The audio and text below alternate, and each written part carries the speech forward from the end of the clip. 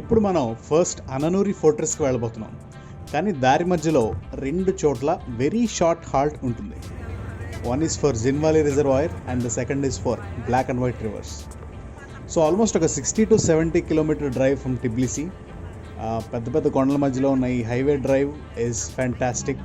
దారి పొడుగున views అదిరిపోతాయి. Speed limit 100 ఉన్నా కానీ మా డ్రైవర్ మాత్రం ఎక్కడా తగ్గట్లా 130లో తీసుకెళ్తున్నాడు. ఈవెన్ కొండల మధ్యలో కూడా అంటే ఒక ఘాట్ రోడ్లా కాకుండా విశాలంగా టర్నింగ్స్ తిప్పుకునేటప్పుడు కూడా చాలా కంఫర్టబుల్గా ఉంది ఈ రోడ్డు. ఇదే జిన్వాలి రిజర్వాయర్.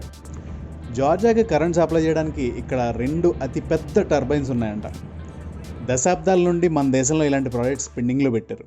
ముంపు గ్రామాలు ఉన్నాయనో, ఏళ్ల తరబడి ఉన్న ట్రైబల్ కల్చర్ దెబ్బతింటుందనో ప్రాజెక్ట్స్ హోల్డ్ అయిపోతాయి. అయితే ఇంట్రెస్టింగ్లీ ఇక్కడ కూడా అదే జరిగింది.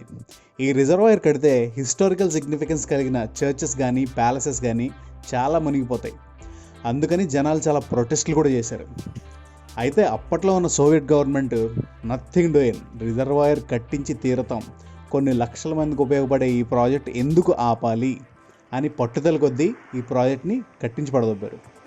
ఇప్పటికి కూడా ఆఫ్ సీజన్లో నీళ్ళు లేనప్పుడు ఒక చర్చ్ బయటకు కనబడుతుంది అందరికీ. కోర్స్ వాటర్ రాగానే మళ్ళీ అది మునిగిపోతుంది. అది దీని హిస్టరీ. అయితే ఈ వ్యూ పాయింట్లో మనం ఆల్మోస్ట్ ఒక 40 minutes స్పెండ్ చేయొచ్చు. ఆ పక్కన చాలా ప్రాపర్టీస్ కూడా ఉంటాయి. అవి పెట్టుకుని ఇటువంటి వింత ఫొటోస్ కూడా తీసుకోవచ్చు. So here we are, Ananuri fortress. ఏదైనా ఊరికి రావాలంటే ముందు ఎంట్రన్స్లో ఉన్న కోటని దాటుకుని రావాలి. మిత్రులైతే ఆహ్వానం మీద వస్తారు, శత్రువులైతే దాడి చేసుకుని రావడానికి చూస్తారు. అలా ఈ కోట మీద కూడా చాలా దాడులే జరిగాయి. దుషెటి అనే ఊరికి ఎంట్రన్స్ పాయింటే ఈ ఫోర్ట్రెస్. దీనిపైన దాడి జరిగినప్పుడు శత్రువులు ఒక ఉపాయం ఆలోచించారు. ఊర్లో జనాలకి ఫుడ్ లేకుండా చేస్తే ఆకలితో వీక్ అయిపోయి డిప్రెస్ అయ్యి రాజ్యాన్ని సరెండర్ చేసేస్తారు అనే ఆలోచన వచ్చి శత్రువులు ఫుడ్ సప్లైస్ అన్నీ నది ఒడ్డుకి రాకుండా ఆపేసేవారు. అలా కొన్ని రోజులు గడిచినా లోపల జనాల నుండి ఏ రకమైన అపోజిషన్ లేదు. ఫుడ్ లేకుండా ఇన్ని రోజులు ఎలా బతుకుతున్నారా వీళ్ళు అనే డౌట్ వచ్చేసింది శత్రువులకి. మ్యాటర్ ఏంటంటే ఫోర్ట్రెస్ లోపల నుండి అండర్ గ్రౌండ్ ప్యాసేజ్ ఒకటి ఉండేదంట. అందులోంచి నదిలోకి వెళ్ళి చేపలను పట్టుకుని తెచ్చుకొని అవి తిని బ్రతికేవారంట ఆ ఊరి జనాలు. ఈ విషయం తెలియక బయట శత్రువులు కన్ఫ్యూజ్ అయ్యేవారు.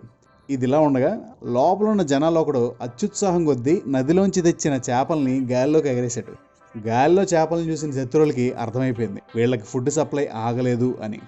అప్పుడు అక్కడ ఉన్న వాళ్ళల్లో యానా అనే ఒక అమ్మాయిని పట్టుకొని ఆ సీక్రెట్ ప్యాసేజ్ గురించి ఇన్ఫర్మేషన్ అడిగారు. ఎంత టార్చర్ చేసినా ఆ అమ్మాయి నోట్లోంచి ఒక్క మాట కూడా రాలేదు. ఆఖరికి ఆ అమ్మాయి ఏం చెప్పట్లేదనే కోపంతో తనని చంపేశారు. శత్రువుల ముందు యానా చూపించిన గట్స్కి పట్టుదలకి ఫిదా అయిపోయి ఆ ఫోర్ట్రెస్ని అప్పటి నుండి అననూరి ఫోర్ట్రెస్ అని పిలవడం మొదలుపెట్టారు. యానా అంటే ఆ అమ్మాయి పేరు, నూరి అంటే ఆ అమ్మాయి ఉండే ఊరు. మనం ఆగబోయే next spot black and white rivers. ఇండియాలో ఉన్న దేవప్రయాగ్లో అలకనంద, భగీరథి నదులు కలిసి ప్రవహిస్తున్న కలర్ మాత్రం మారదు.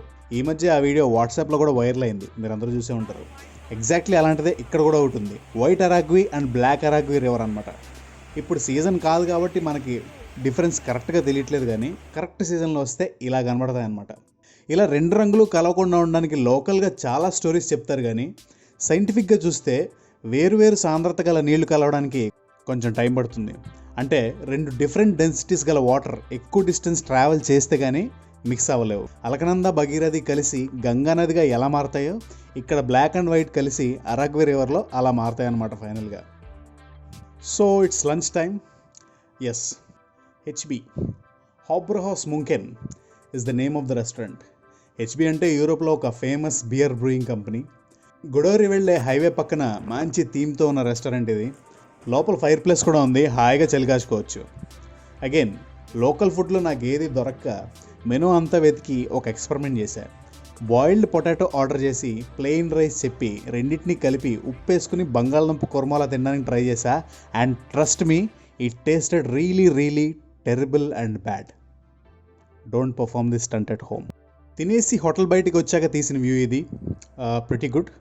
So we are starting to Gudauri. Much excited. దూరపు కొండలో నునిపే కాదు, తెలుపు కూడా, ఎందుకంటే దాని మీద స్నో పడి ఉంటుంది కాబట్టి.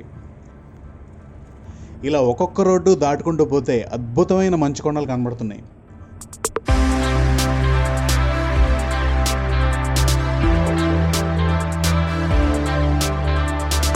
పైపెచ్చి మా డ్రైవరు ఇంత చిన్న సందులోంచి కూడా 80లో కొట్టేస్తున్నాడు. ఎక్స్పర్ట్ అంట. ఎనీవే, కరెక్ట్గా చెప్పాలంటే మంచు పడిన తిరుపతి కొండలు ఎక్కినట్టు ఉంటుంది ఇక్కడ నుండి మన జర్నీ. గోదావరి పొలిమేరలోకి వచ్చాం. సో ఇక్కడి నుంచి అంతా మంచు కొండలే.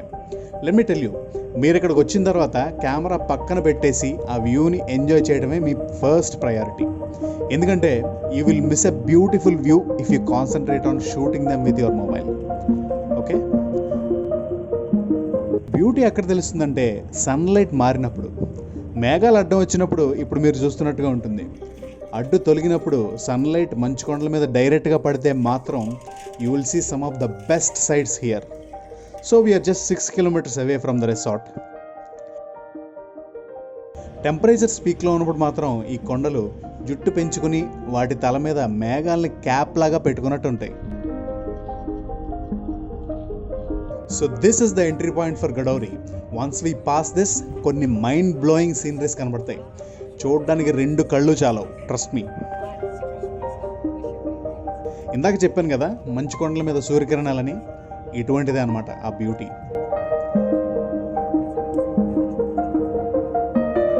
మొత్తానికి ఫైనల్గా 3 కొండలు కలిసి మధ్యలో లోయలా ఉండే ఈ సెంటర్ పాయింటే మన రిసార్ట్ లొకేషన్ అనమాట.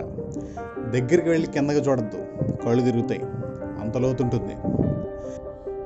And that's the meeting point for all the tourists. This is the heights of emotion. కంగారు పడద్దు. సొంతం సినిమాలో ఎంఎస్ నారాయణ సీన్ గుర్తొచ్చి ఇలా చేశాను. ఇక్కడ కేబుల్ కార్స్ ఉంటాయి. అఫ్ కోర్స్ ఇప్పుడు వెదర్ బాగాలేదని ఆపేశారు. వెదర్ బాగుంటే మటుకు మంచి వ్యూస్ మధ్యలోంచి ట్రావెల్ చేయొచ్చు. ఇంకా ఇక్కడ స్నో స్కూటర్స్ ఉంటాయి. ఇంట్రెస్ట్ ఉంటే you can drive. And snow skiing, దీనికి ట్రైనింగ్ తీసుకునే చెయ్యాలి, లేకపోతే మోకాలు చిప్పలు పగులుతాయి. స్కీయింగ్ చేయాలని ఫిక్స్ అయిపోయిన వాళ్ళు మాత్రం కొన్ని రోజులు ఈ రిసార్ట్లోనే స్టే చేసి నేర్చుకుని మెల్లగా స్కీయింగ్ చేస్తే better. And the most exciting feet, paragliding. ఇప్పుడు నేను అదే చేయబోతున్నా. కొంచెం రేట్ ఎక్కువే, కానీ లైఫ్ టైమ్ ఎక్స్పీరియన్స్ కాబట్టి I'm doing it. There is a separate spot for paragliding take off. ఇప్పుడు అక్కడికి తీసుకెళ్తున్నారు నన్ను. ఇందాక చెప్పాను కదా మంచు కొండలు మేఘాలని క్యాప్ లాగా పెట్టుకుంటాయని, ఇదే ఆ వ్యూ.